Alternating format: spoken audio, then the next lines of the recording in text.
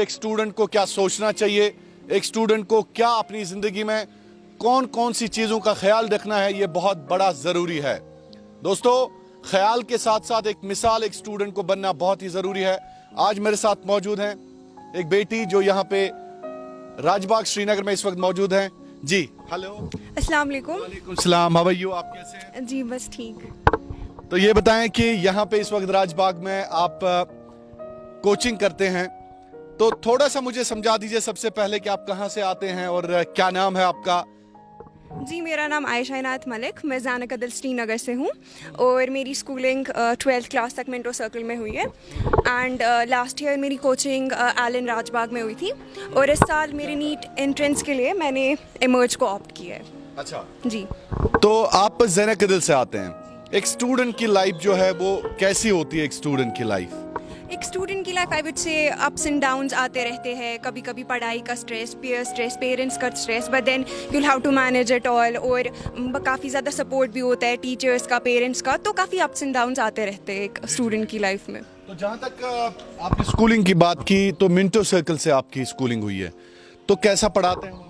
Minto circle में बहुत outstanding teachers है। Like I have been there from class UKG और मैं 12th तक वहीं पे पढ़ती थी। वहाँ के टीचर्स बहुत अच्छा पढ़ाते हैं, काफ़ी सपोर्टिंग है।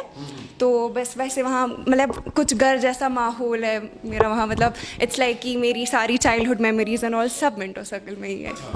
तो 12th की कोचिंग कहाँ से की है? एक कोचिंग, सबसे पहले 12th की कोचिंग से पहले ये सवाल है कि ये बता दीजिए मुझे कि एक स्टूडेंट के लिए क्या कोचिंग ज़रूरी है स्टूडेंट के लिए आजकल के दौर में? या आई वुड से आजकल के ज़माने में coaching plays a very important role, because school तो है ही है, बट देन ऐसा होता है ना, मतलब यू नीड टू कंसंट्रेट और मैनी थिंग्स। लाइक जो आजकल जैसे नीट एग्ज़ाम की हम बात करें, इतना कॉम्पिटिशन लेवल इतना हाई हो गया that you also need to focus on other things too. तो उसके लिए भी हमें कोचिंग की लाइक काफ़ी ज़्यादा ज़रूरत है, बिकॉज वो हमें एक ऐसी डायरेक्शन देते हैं जो कहीं ना कहीं स्कूल जो है वो लैग कर देती है। और मतलब जैसे हमें कोचिंग की बात करें, यहाँ पे काफ़ी मतलब डाउट सेशंस होते हैं, हमारे एग्जाम्स वगैरह होते हैं, मॉक टेस्ट होते हैं जो हमारे एंट्रेंस या बाकी कॉम्पिटिटिव एग्जाम्स के लिए बहुत इंपॉर्टेंट होते हैं। यू मीन से कि coaching is very important when it comes to concept clearing या बाकी जो टेक्निक्स होती हैं फिजिक्स में, केमिस्ट्री में? कौन सा सब्जेक्ट एक स्टूडेंट के लिए चैलेंजिंग होता है? मेरे हिसाब से मेरे लिए सबसे ज़्यादा फिजिक्स चैलेंजिंग रहा है मेरे लिए। जी,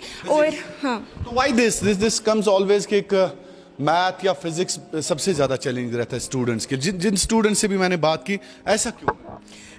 कहीं ना स्टूडेंट्स का वो होता है, वो थोड़ा मैथ, वो थोड़ा बहुत कैलकुलेशन टाइप वो वीक रह जाता है।